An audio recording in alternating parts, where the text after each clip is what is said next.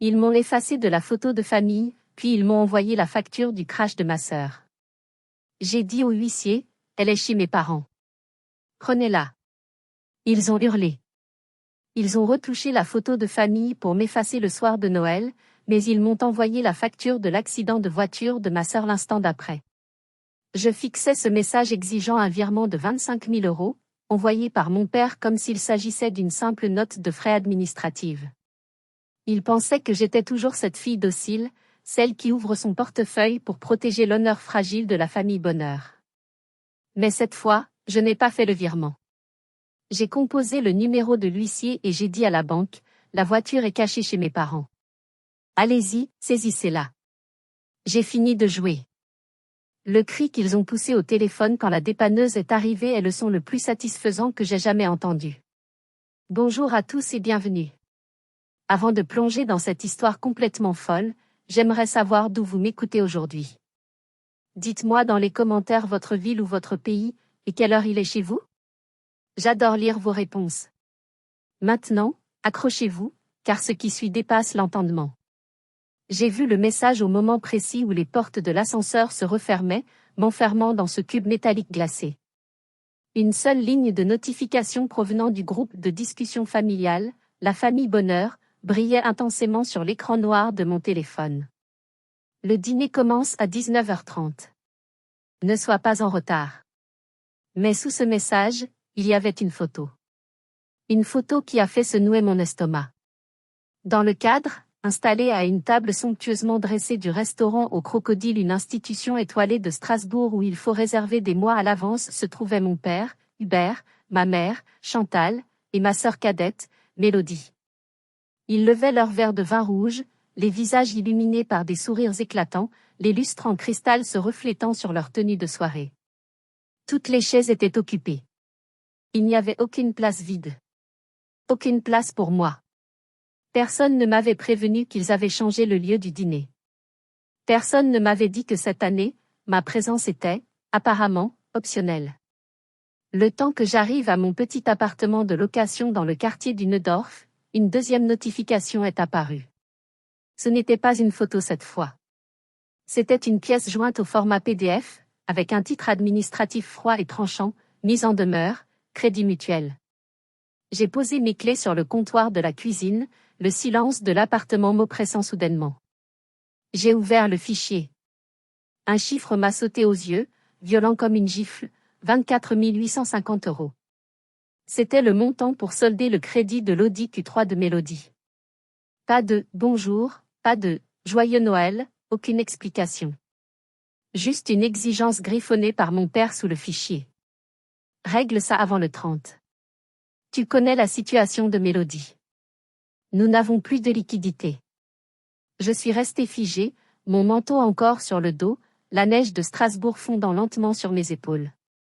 Ils ne m'avaient pas invité à leur table, ils m'avaient littéralement exclu de la fête la plus importante de l'année, mais ils s'attendaient tout de même à ce que je paie l'addition. Ou pour être plus précise, que je paie pour les conséquences désastreuses des choix de ma précieuse petite sœur. J'ai grandi dans une maison où le silence pesait plus lourd que les cris. Mon père, Hubert, un ancien cadre administratif rigide, aimait parler par ordre bref, jamais par explication. Ma mère, Chantal, passait sa vie à adoucir les angles tranchants qu'il créait, mais elle ne s'interposait jamais. Elle se contentait de murmurer, les yeux humides, « Comprends ton père, Blandine ». Et puis il y avait Mélodie. Ma sœur, de 2 ans ma cadette. Elle vivait sous le projecteur que mon père tenait constamment braqué sur elle. Même enfant, elle portait cette attention exclusive avec une aisance déconcertante, comme une seconde peau. Je me souviens d'un après-midi d'hiver, j'avais 11 ans. J'avais traîné une vieille caisse de livres de comptabilité du grenier jusqu'à la table de la cuisine. Je ne jouais pas à la poupée. J'aimais les chiffres. J'aimais l'ordre, la logique irréfutable d'une colonne de débit et de crédit qui s'équilibre. J'étais penché sur ces pages jaunies, essayant de déchiffrer ce langage secret. Hubert est rentré, son manteau encore couvert de givre. Il n'a pas demandé ce que je faisais. Il ne s'est même pas approché. Il a jeté un coup d'œil au vieux registre, puis a secoué la tête avec mépris. Perte de temps, a-t-il lâché en accrochant ses clés. Fais quelque chose de concret, Blandine. Qui voudra d'une fille qui a le nez fourré dans la poussière?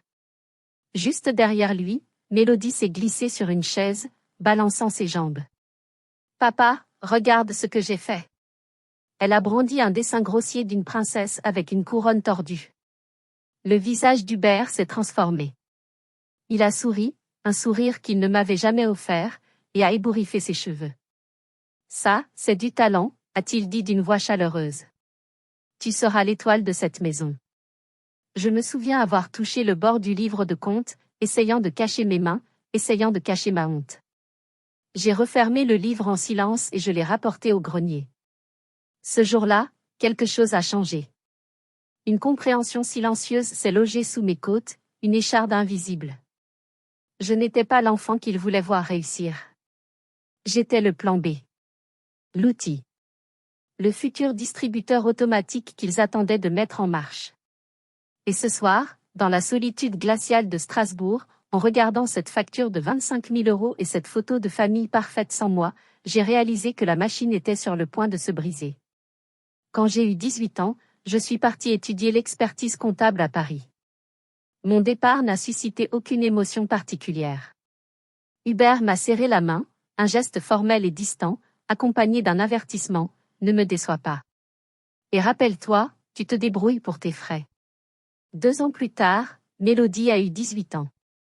Mes parents lui ont offert une voiture neuve pour faciliter ses déplacements vers son école de mode privée, une école hors de prix où elle n'a tenu que 6 mois. 2 mois après avoir reçu les clés, elle a raclé tout le côté passager contre un pilier en béton dans le parking d'une boîte de nuit. Hubert m'a appelé pour me hurler dessus. Il m'a reproché de ne pas avoir appris à ma sœur à se garer, alors que je vivais à 500 km de là, noyée sous mes révisions d'examens finaux. Mélodie a murmuré une vague excuse, mais dès que papa est entré dans la pièce, elle a laissé l'histoire glisser vers ma supposée négligence. C'était plus facile pour elle ainsi. C'était sa stratégie de survie. Au lycée, chacun de mes diplômes d'excellence en mathématiques ne recevait qu'un sourire poli de ma mère, qui les rangeait aussitôt dans un tiroir, comme si elle avait peur qu'on les voie. En revanche, les trophées de Pom-Pom Girl de Mélodie, ses écharpes de « reine du bal », étaient alignés dans le couloir d'entrée. Les invités s'extasiaient dès le pas de la porte. J'ai appris à vivre dans les espaces vides, entre les applaudissements destinés aux autres. Je suis devenue une ombre, une observatrice silencieuse. Lorsque j'ai décroché mon premier poste dans l'un des plus grands cabinets d'audit de Strasbourg, un Big Four, j'ai appelé à la maison, le cœur battant, pour partager la nouvelle. Hubert a soupiré à travers le combiné. Alors, tu vas passer ta vie à courir après des chiffres, a-t-il dit, comme si mon ambition était une faute de goût. Mélodie vient d'être prise en stage chez un créateur à Lyon. Elle est incroyable, tu sais. Les nouvelles concernant Mélodie étaient toujours différentes. Nouveau job, nouvelle fête, nouveau petit copain riche.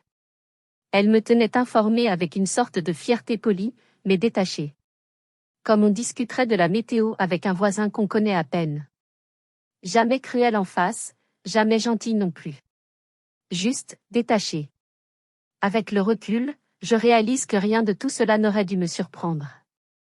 Le fait qu'il ne m'ait pas invité à Noël n'était pas un accident. Ce schéma était plus vieux que n'importe quelle fête.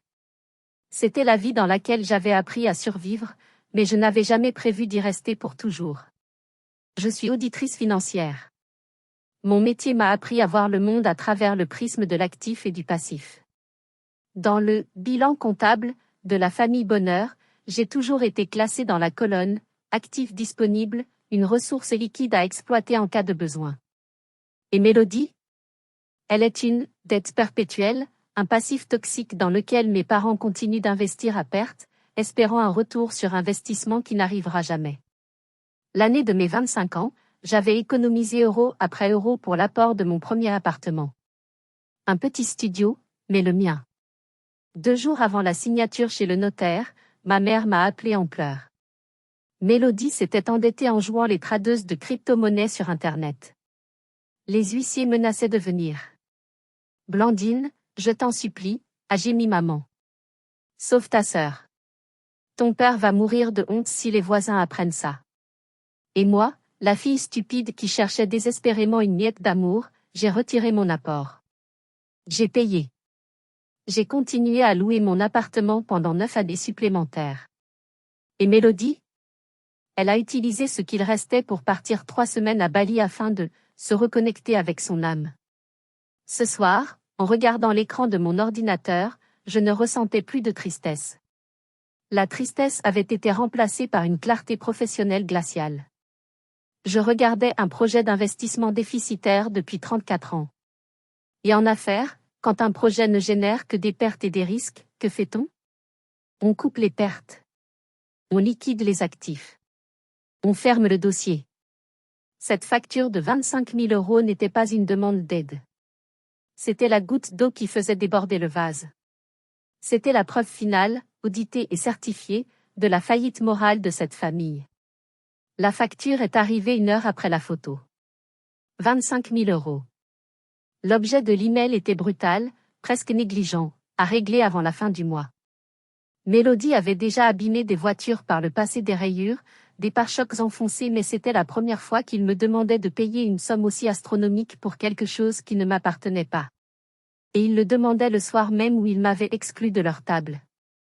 Mon téléphone a vibré à nouveau. Un nouveau SMS de Mélodie. Gère ça s'il te plaît. Papa est super stressé. C'est pas grand-chose. Pas grand-chose. Elle utilisait toujours cette expression quand elle voulait faire disparaître un problème. J'ai retourné mon téléphone face contre la table, l'écran illuminant le bois par pulsations régulières. J'ai ouvert le rapport d'expertise joint au mail et j'ai lu les petits caractères. Ce n'était pas un simple accrochage. Le rapport était accablant, perte de contrôle du véhicule à haute vitesse, impact frontal avec une barrière de sécurité. Train avant détruit. Moteur hors service. Mais le plus important, c'était la note en bas de page justifiant le refus de prise en charge par l'assurance, conductrice présentant un taux d'alcoolémie positif, bien que faible, suffisant pour l'exclusion de garantie, et usage confirmé du téléphone portable, diffusion en direct sur réseau social, au moment de l'impact. Voilà la vérité. Mélodie était ivre, elle faisait un live Instagram pour ses abonnés, et elle a détruit la voiture. L'assurance ne paierait pas un centime. Et maintenant, la banque exigeait le remboursement intégral et immédiat du prêt car le bien financé, la voiture, n'existait pratiquement plus. Mélodie avait besoin de garder son image d'influenceuse mode immaculée. Elle avait peur que si la banque saisissait l'épave ou la poursuivait en justice, tout le monde saurait qu'elle était fauchée, irresponsable et menteuse. Tu veux que je meure de faim? Son message suivant a clignoté. Si je n'ai plus de voiture, comment je vais voir mes partenaires? Comment je maintiens mon standing? J'ai senti une nausée monter dans ma gorge. Pas de maladie, mais de dégoût pur. Si vous étiez à ma place, à cet instant précis, qu'auriez-vous fait? Auriez-vous payé pour acheter la paix, comme on nous l'a toujours appris? Ou auriez-vous laissé votre propre sœur couler? Arrêtez-vous une seconde et dites-le-moi dans les commentaires. Je suis vraiment curieuse de savoir si je suis la seule à avoir ressenti cette rage froide. Dehors, la neige s'accumulait sur la rambarde du balcon. À l'intérieur, mon appartement semblait trop calme, trop propre, comme s'il attendait une décision que je n'osais pas encore nommer. J'ai essayé d'avaler cette douleur familière, celle qui avait la forme de toutes ces années où l'on attendait de moi que je sois responsable, que je sois utile, que je sois le filet de sécurité. Ils m'avaient coupé de Noël, mais ils supposaient que je rentrerais sagement dans le rang dès qu'ils auraient besoin d'argent. Une partie de moi, la partie conditionnée, voulait ignorer l'affront, payer comme je l'avais toujours fait, juste pour obtenir un sourire forcé de ma mère. Mais une autre partie, celle qui avait grandi silencieusement dans l'ombre, venait de s'arrêter net.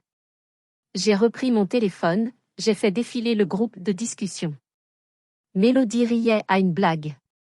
Maman tenait un plateau de bûches glacées. Papa découpait l'oie rôtie. Ma chaise était vide. Mon nom manquait. La fête était complète sans moi. Un nœud s'est resserré sous mes côtes, mais ce n'était pas de la tristesse. C'était quelque chose de plus lent, de plus tranchant. Une réalisation qui se déposait comme de l'air froid dans une pièce close. Ce n'était pas un oubli. Ils avaient planifié autour de mon absence. J'ai inspiré profondément, puis expiré. Mes doigts ont survolé l'écran, mais aucune réponse n'est venue. Pas de colère, pas d'argument, rien. J'ai posé le téléphone. J'ai rouvert mon ordinateur portable. Au moment où l'écran s'est allumé, j'ai compris une chose que je ne m'étais jamais autorisée à admettre. Il ne m'avait pas effacé par accident, et je n'avais pas à rester écrite au crayon à papier dans ma propre vie. Je n'ai pas bougé tout de suite. L'écran de mon ordinateur brillait dans la cuisine sombre, baignant le comptoir en granit d'une lumière bleue et froide. La neige tapotait contre la vitre du balcon, douce et rythmique. D'habitude, ce son m'apaisait. Ce soir, il semblait souligner le silence mortel. J'ai ouvert mon tableau de bord financier personnel. Des rangées de chiffres me fixaient, stables et factuels, tout ce que ma famille refusait de reconnaître. 10 ans de contrats, de bonus, de nuits blanches passées sur des rapports d'audit, tout ce que j'avais construit seul, sans eux, sans qu'ils ne le sachent jamais. Mon curseur a survolé les messages récents. La photo de Noël, la chaise vide, la facture de la voiture. Règle ça avant la fin du mois. Hubert, mon père, écrivait toujours comme ça court, haché, dénué de points d'interrogation. Comme si ma vie n'existait que pour colmater les brèches causées par les choix des autres. J'ai pris une lente inspiration. Quand j'étais plus jeune, je murmurais des excuses dans des moments comme celui-ci, je répétais des raisons pour adoucir leur silence. Mais je ne leur devais plus d'explications. La première chose que j'ai faite a été de me connecter au portail bancaire lié au prêt de la voiture. Mon nom n'y figurait pas en tant qu'emprunteur principal. Bien sûr que non. C'était le nom de Mélodie, avec mon père comme co-emprunteur. Cependant, 3 ans plus tard, quand Mélodie avait voulu acheter cette voiture au-dessus de ses moyens, la banque avait exigé une garantie supplémentaire. Il m'avait fait signer un acte de caution solidaire. C'est pour cela que la banque m'avait notifié, et c'est pour cela que mon père me transférait la facture. Ils pensaient que j'étais piégée. Mais ils avaient oublié un détail, je suis experte comptable. Je lis les petits caractères des contrats pour gagner ma vie. Le curseur clignotait à côté du numéro du service contentieux.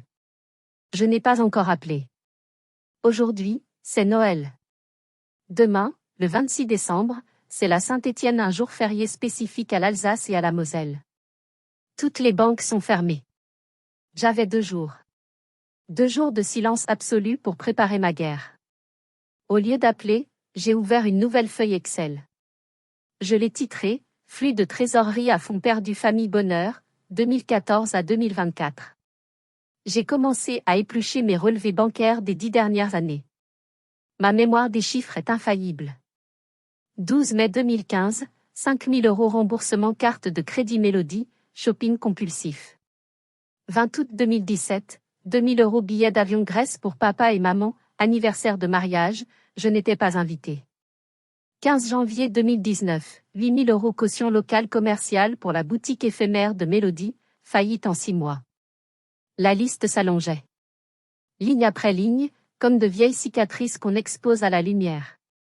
Mon écriture sur le carnet à côté était régulière. Pas de rage, juste de la précision. J'ai tourné la page. Liste des invités de Noël, exclus. Message envoyé après le début du dîner. J'ai tourné la page encore. Modèle récurrent, contribution financière obligatoire, présence optionnelle. Je me suis reculée dans ma chaise, fixant ces mots. Ils ne me faisaient plus mal. Ils me clarifiaient l'esprit. Pour la première fois, je sentais la forme de la limite se dessiner non pas dans l'émotion, mais dans la logique. Une coupure nette. Nécessaire. Dans le calme de ces 2 jours fériés, mon appartement a changé d'atmosphère. Moi un refuge, plus un centre de commandement. J'ai sorti un dossier du tiroir près de l'évier. À l'intérieur, des documents que je n'avais pas regardés depuis des mois, mes propres investissements, mes succès professionnels. J'ai tout étalé sur la table, alignant les bords jusqu'à former une grille parfaite. Cela ressemblait à une carte géographique de là où j'avais été et de là où j'allais. Je n'avais pas besoin de vengeance. J'avais besoin de distance. Une séparation propre mesurée en faits, pas en sentiments. J'ai fait la somme totale de mon fichier Excel. Le chiffre final est apparu en bas à droite, 82 450 €. C'était le prix que j'avais payé pour acheter cette fausse affection familiale. Mon téléphone vibrait toujours sur la table basse. Hubert, Chantal et Mélodie commençaient à paniquer face à mon silence. Les messages passaient de l'ordre à la menace, puis à la supplication mielleuse. Blandine, pourquoi tu ne réponds pas? La banque harcèle papa. Tu veux me tuer ou quoi? Je n'ai rien lu. J'ai regardé par la fenêtre, la neige recouvrant Strasbourg d'un manteau blanc. Demain, le 27 décembre, les banques rouvriraient. Et je serais la première cliente à appeler. Matin du 27 décembre. Une lumière pâle et sans chaleur rampait sur le parquet de mon appartement. Je me suis réveillée au son de la vibration de mon téléphone, régulière comme un battement de cœur. Les messages s'empilaient les uns sur les autres. Alerte, appel manqué, nouveaux messages vocaux remplissaient l'écran avant même que je ne le touche. Je n'avais pas besoin de les lire pour savoir de qui ils venaient. J'ai fait du café à la place. La vapeur montait en volute lente, adoucissant les arêtes vives de la cuisine. Je me suis assise à la table, les mains enroulées autour du mug, laissant la chaleur pénétrer mes paumes. Ce n'est qu'alors que j'ai pris le téléphone. Le premier message vocal était de mon père, Hubert. Sa voix était hachée, contrôlée, au bord de la rupture. Blandine, rappelle-moi immédiatement. Le second était plus court. Ce n'est pas comme ça qu'une famille se comporte. Le troisième était plus long, plus tendu.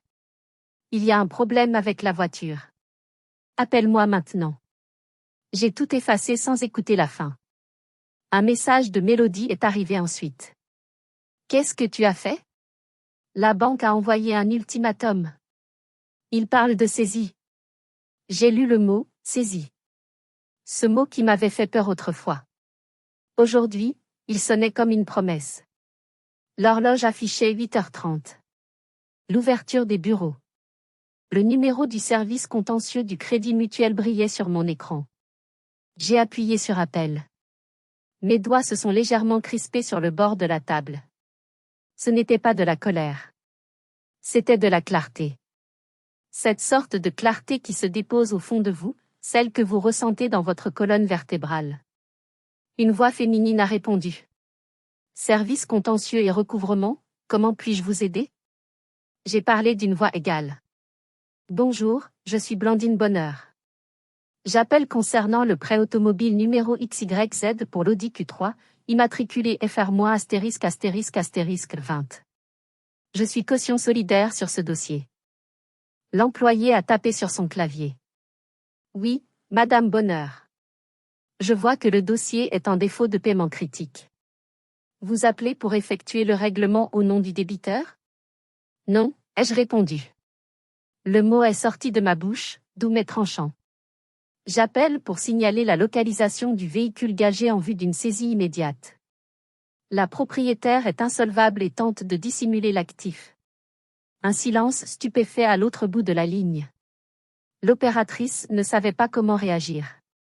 D'habitude, les familles appellent pour gagner du temps, pour pleurer. Personne n'appelle pour livrer les siens. Vous êtes sûre, madame, a-t-elle hésité. Si nous lançons la procédure, le véhicule sera remorqué et vendu aux enchères. Cela aura des conséquences graves sur le dossier de votre sœur. Je suis certaine, dis-je calmement, en regardant mon reflet dans la vitre. Épaule droite, regard clair. Je ne suis plus responsable de cette dette. Les emprunteurs croient que je suis encore là pour réparer leurs erreurs. Ce n'est plus le cas. J'ai donné les détails précis. La voiture est cachée au 14, rue des Vosges, dans l'arrière-cour, sous une bâche verte. Les clés de secours sont sous le pot de géranium près de la porte du garage. C'était la maison de mes parents. Là où ils profitaient des restes de Noël sans moi. Là où l'épave de Mélodie était cachée comme un secret honteux. C'est noté, la voix de l'employé est redevenue professionnelle. Nous envoyons l'équipe de récupération de Strasbourg dans les 2 heures. Merci de votre coopération. J'ai raccroché. J'ai eu l'impression d'éteindre un interrupteur. Net. Définitif. Je ne me sentais pas triomphante. Je me sentais réglée. L'appartement est resté immobile autour de moi. Si vous pensez que j'ai eu raison d'agir ainsi, appuyez sur le bouton « J'aime » maintenant. Votre soutien me montre que je ne suis pas seule dans cette décision difficile. J'ai ouvert mes emails. Un nouveau message de mon père trônait en haut. Nous avons besoin que tu fasses le virement ce soir. Je ne l'ai pas ouvert. En dessous, un de Mélodie. S'il te plaît, ne rends pas ça plus difficile que ça ne l'est déjà. Je ne l'ai pas ouvert non plus. Au lieu de ça, j'ai cliqué sur « Nouveau message ». Ah, Hubert Bonheur, Mélodie Bonheur CC, Chantal Bonheur Objet, concernant la voiture. Je ne paierai pas cette facture. Ce n'est pas ma responsabilité. J'ai informé la banque de l'emplacement du véhicule pour qu'ils puissent procéder selon la loi. Veuillez gérer cela directement avec eux. Je l'ai relu 2 fois. Ce n'était pas cruel. C'était simplement la vérité. J'ai appuyé sur envoyer. Le message a quitté ma boîte d'envoi avec un petit son doux. Un clic minuscule. Pourtant, il m'a semblé plus bruyant que tout ce qu'il m'avait dit durant toute cette année. Mon café était devenu tiède quand la notification suivante est apparue. Ce n'était pas un texte, mais une photo envoyée par un numéro inconnu, probablement la voisine curieuse de mes parents, Madame Schmidt, qui adorait les drames du quartier. La photo montrait l'allée de notre vieille maison familiale en banlieue de Strasbourg. 2 hommes en uniforme bleu foncé étaient en train de charger l'Audi Q3 défoncé de Mélodie sur le plateau d'une dépanneuses. La bâche verte avait été arrachée, exposant le capot broyé et le pare-choc pendant la preuve indéniable des mensonges de ma sœur. Sur le porche, Mélodie se tenait là, en pyjama de soie, les cheveux emmêlés, les bras croisés si fort contre sa poitrine qu'on aurait dit qu'elle essayait de se tenir en un seul morceau. Sa bouche était grande ouverte, figée dans un cri. À l'arrière-plan, Hubert, mon père, avait la mâchoire serrée, le téléphone à l'oreille, les yeux furieux pointés droit vers l'objectif, comme si c'était moi qui prenais la photo. Maman, Chantal, s'agrippait à sa manche, l'air de vouloir disparaître sous terre. Tout le quartier regardait. La façade parfaite de la famille Bonheur s'effondrait en direct. Mon téléphone a commencé à vibrer si fort qu'il a failli tomber de la table. Un appel de ma mère. J'ai hésité, puis j'ai décroché. J'avais besoin d'entendre ça. Blandine. La voix de ma mère s'est brisée, hystérique. Qu'est-ce que tu as fait? Ils emmènent la voiture. Tout le monde regarde. Tu vas tuer ton père. Je n'ai rien fait, maman, ai-je répondu, ma voix calme contrastant avec sa panique. J'ai juste aidé la loi à suivre son cours. Voiture cassée, pas d'argent, la banque reprend son bien. C'est comme ça que ça marche. La loi? La voix de mon père a explosé dans le combiné, il avait arraché le téléphone. Espèce de traîtresse. Je t'ai nourrie, je t'ai élevée, et c'est comme ça que tu nous remercies? Tu sais ce que ça va faire à la carrière de ta sœur? Sa carrière? J'ai laissé échapper un rire bref et glacé. Tu veux dire sa carrière bâtie sur des mensonges et mon argent? Papa, elle a conduit ivre. Elle a fait un live Instagram au volant. Tu voulais que je paie 25 000 € pour couvrir un délit? La famille s'entraide, a-t-il hurlé. Tu as de l'argent. Tu as un bon poste. À quoi ça sert si tu ne sauves pas ta sœur? La famille s'invite à Noël, papa, ai-je coupé. La famille n'envoie pas de facture à la place d'une carte de vœux. J'ai terminé. Ne m'appelle plus. J'ai raccroché. Mes mains tremblaient, non de peur, mais d'une adrénaline pure. Un texto de Mélodie a suivi instantanément. Tu es une garce. Je ne te pardonnerai jamais. Tout le monde sur Internet saura quel genre de sœur tu es. J'ai lu le message, puis j'ai glissé le téléphone loin de moi. Garce. Ce mot, ou ses variantes, m'avait suivi toute ma vie, caché derrière chaque silence désapprobateur. Cette fois, il ne m'a pas atteinte. À midi, j'étais au bureau. Le soleil d'hiver de Strasbourg frappait les vitres du gratte-ciel, découpant le hall d'entrée en tranches de lumière tranchante. J'ai traversé le lobby avec une certitude silencieuse qui s'était construite en moi toute la nuit. Je ne me cachais pas. J'allais travailler. Parce que c'est ce que je suis, Professionnel, discipliné, inébranlable. À l'étage, Thierry, mon collègue et coéquipier, a levé les yeux dès que je suis entré dans l'open space. Ça va, a-t-il demandé doucement. Tu as l'air différente. Juste une longue matinée, ai-je répondu en hochant la tête. Il m'a observé une seconde, mais n'a pas insisté. C'était la beauté de cet endroit. Ici, le silence avait du poids, mais c'était un poids respectueux. Nous avons eu une réunion avec l'équipe juridique, puis une revue de produits. À 15 heures, mon téléphone personnel n'avait pas arrêté de vibrer dans le tiroir de mon bureau. Quand je l'ai finalement regardé, j'ai trouvé une nouvelle salve de messages. Hubert, tu nous dois une explication. Mélodie, je n'arrive pas à croire que tu fasses ça la semaine de Noël. Chantal, es-tu en sécurité? J'ai ouvert celui de ma mère et j'ai tapé une seule ligne, je vais bien. Puis j'ai refermé le téléphone. Ce fut la seule réponse que quelqu'un reçut. Je pensais que c'était fini. Je pensais que le remorquage était le point culminant. Mais j'avais sous-estimé jusqu'où mon père pouvait aller quand son ego était blessé. Vers 17 heures, l'ascenseur a émis un tintement. Le son a résonné faiblement dans le couloir calme. Des pas ont suivi lourds, déterminés, et trop familiers. Je me suis retourné alors que la porte vitrée s'ouvrait. Hubert se tenait là, le visage tordu par la colère, portant son vieux costume des grandes occasions. Derrière lui, Mélodie, les yeux gonflés, et Chantal, traînant les pieds.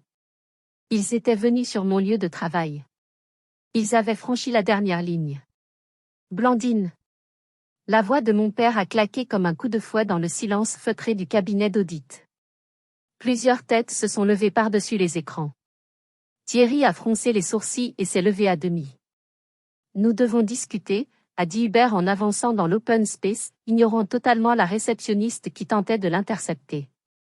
Maintenant. Je suis resté figé, sentant mon sang se glacer puis bouillir.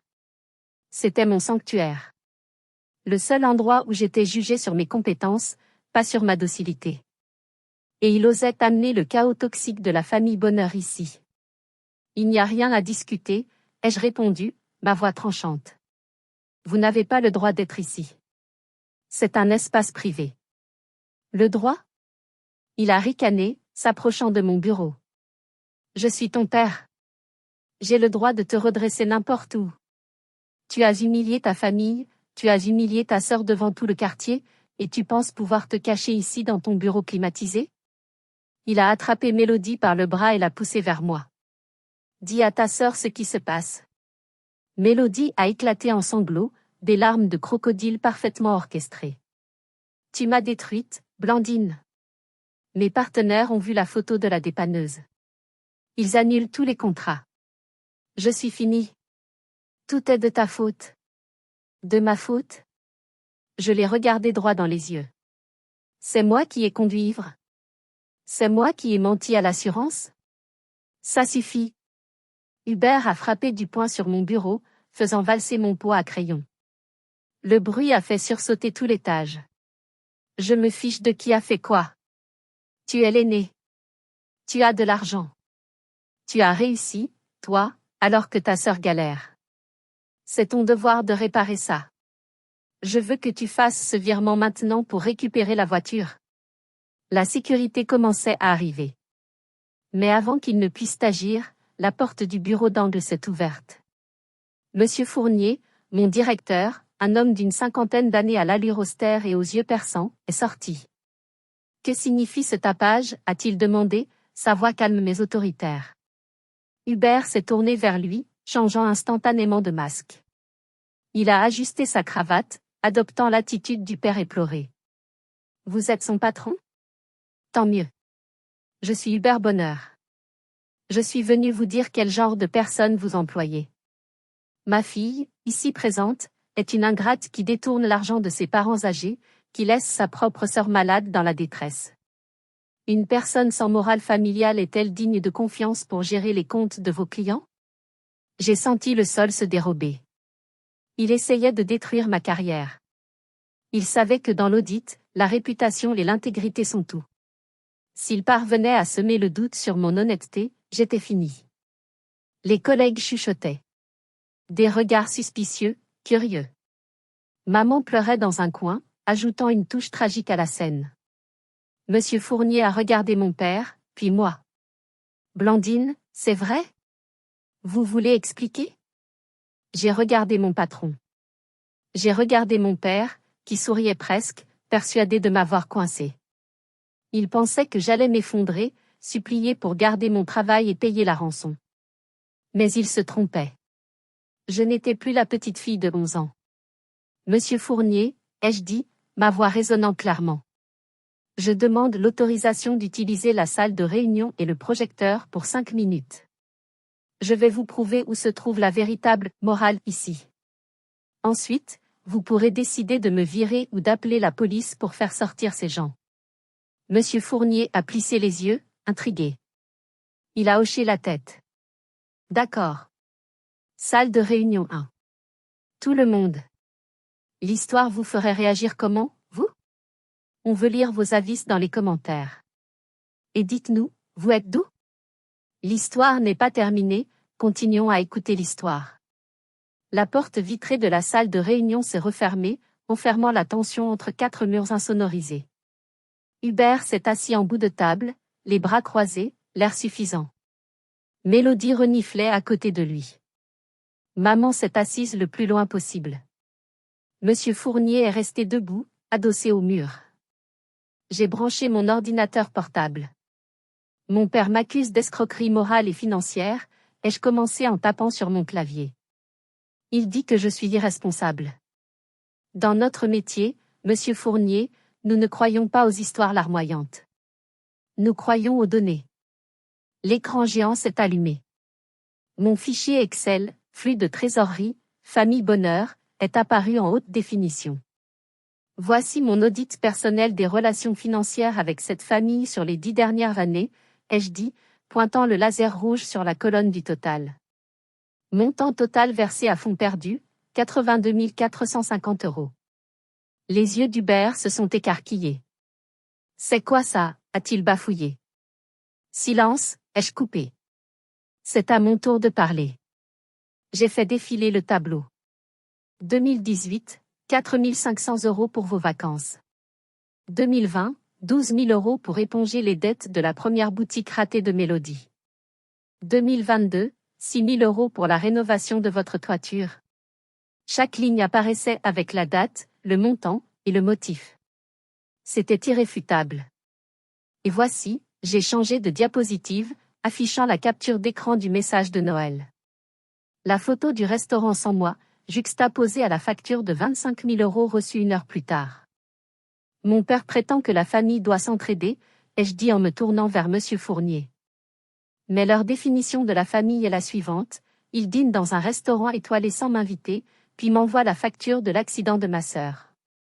Quand je refuse de payer pour un délit car oui, l'accident est dû à l'alcool et au téléphone au volant, ils viennent ici pour tenter de me faire chanter en menaçant mon emploi. J'ai sorti de ma pochette une copie du rapport de police que j'avais obtenu. Voici la preuve officielle. Mélodie conduisait avec un taux d'alcoolémie positif. C'est illégal. Mon père veut que moi, une auditrice assermentée, je finance et dissimule un acte illégal. J'ai refermé mon ordinateur. Le claquement sec a résonné comme un coup de marteau de juge. Monsieur Fournier, ceci est mon analyse de risque personnel. J'ai décidé de liquider un actif toxique de ma vie. Mon père n'est pas en colère parce que je suis malhonnête. Il est en colère parce que j'ai fermé le robinet. La salle était plongée dans un silence absolu. Mélodie avait cessé de pleurer, le visage blême. Hubert avait la bouche ouverte, le visage passant du rouge au violet, cherchant désespérément un argument, mais écrasé par le poids des chiffres. Monsieur Fournier s'est détaché du mur. Il a avancé lentement vers la table. Il a regardé Hubert, puis il m'a regardé. J'ai vu une lueur de respect dans ses yeux. Madame Bonheur, a-t-il dit lentement. Votre capacité à consolider des données et à présenter des faits, remarquable. C'est une gestion de crise exemplaire. Puis il s'est tourné vers Hubert, sa voix devenant glaciale. Monsieur. Je viens d'assister à une tentative d'extorsion et de diffamation caractérisée dans mes locaux. Mon employée n'a commis aucune faute. Elle a fait preuve d'une intégrité rare. Hubert a balbutié, mais, c'est ma fille.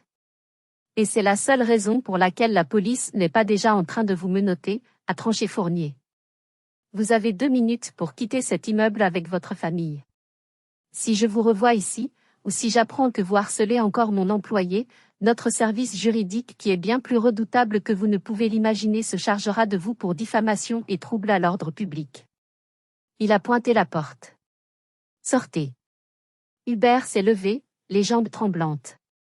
Il m'a jeté un regard de haine pure, mais aussi de peur. Pour la première fois, il réalisait que je ne lui appartenais plus. Mélodie a tiré son père par la manche, tête basse. Maman s'est attardée une seconde, me regardant, ses lèvres formant un « pardon » muet. J'ai détourné le regard. Un pardon sans changement de comportement n'est que de la manipulation. La porte s'est refermée derrière eux. Un clic doux, précis, final. Je suis restée seule dans la salle de réunion, la ville de Strasbourg s'étendant sous la vitre. Pour la première fois, le silence n'était pas un vide. C'était une autorité. Quand je suis sortie de la salle de réunion, l'atmosphère de l'open space avait changé. Il n'y avait plus de regard en coin. Thierry m'a fait un pouce levé discret depuis son bureau. Monsieur Fournier m'a fait un bref signe de tête en passant, beau travail. Rentrez chez vous, Blandine. Reposez-vous. J'ai quitté le bureau à 18h. La nuit était tombée sur la ville. En arrivant chez moi, je n'ai pas allumé la lumière.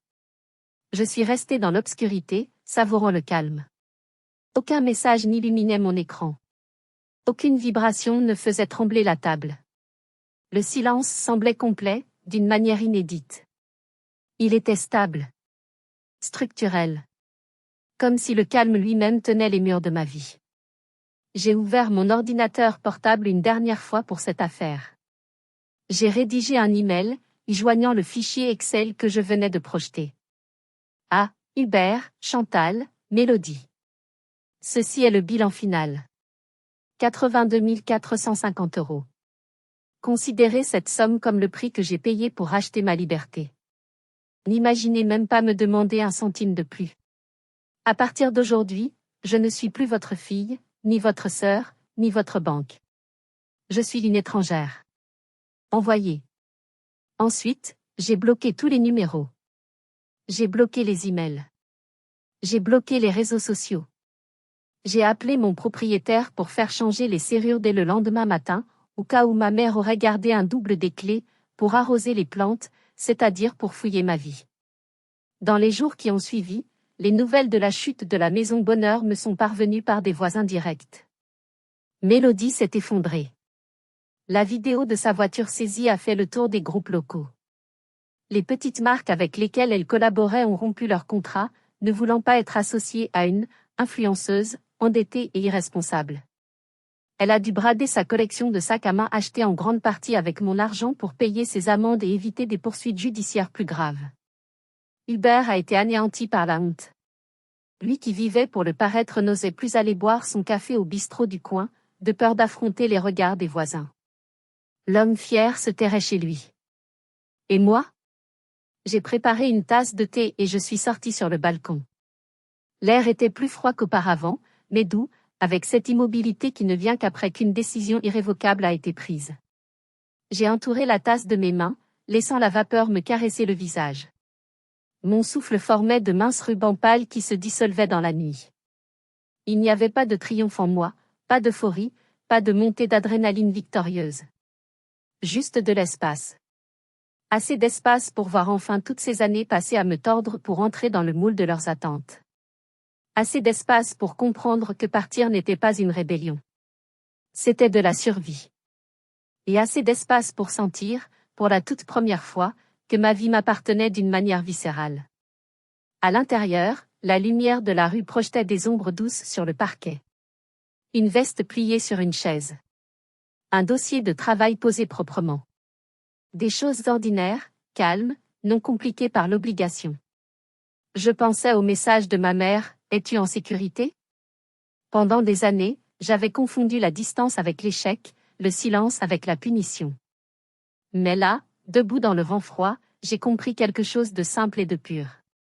Parfois, la distance est la seule forme d'amour que vous pouvez vous donner à vous-même. Une voiture passait dans la rue en bas, ses phares balayant les façades. Je l'ai regardé disparaître dans le noir, ne ressentant aucune envie de regarder en arrière. La vie qui m'attendait était calme, intentionnelle, et mienne. Le 31 décembre. Le réveillon du Nouvel An. D'habitude, à cette heure-ci, je serais dans la cuisine de ma mère, tablier autour de la taille, en train de récurer une montagne de plats gras après un dîner que j'aurais financé et servi. Mélodie serait dans le salon, en train de choisir le meilleur filtre pour ses selfies. Hubert serait éméché, se vantant d'exploits imaginaires. Mais cette année, je suis à Colmar. J'ai utilisé une partie des 25 000 €, cet argent qui aurait dû disparaître dans le gouffre sans fond de la voiture de Mélodie, pour réserver une suite dans l'un des plus beaux hôtels de la région, la Maison des Têtes. Je me promène seule dans les rues pavées de la petite Venise. Les maisons à colombages, illuminées de guirlandes dorées, se reflètent dans l'eau sombre des canaux. L'air sent le vin chaud, la cannelle et le pain d'épices. C'est magique. Et pour la première fois, cette magie est pour moi. J'entre dans un restaurant gastronomique. Je commande une choucroute royale et un verre de Riesling Grand Cru. Je suis seule à ma table, mais je ne me sens pas seule. À la table voisine, un groupe de touristes américains engage la conversation. Ils me posent des questions sur le vin, sur la région. Je leur réponds dans un anglais fluide, riant de leurs blagues. Ils m'invitent à boire un verre avec eux. « Que faites-vous dans la vie ?» demande l'une des femmes. Je soulève mon verre, un sourire énigmatique aux lèvres. Je suis gestionnaire de risque. Et je viens de clôturer le dossier le plus difficile de ma carrière.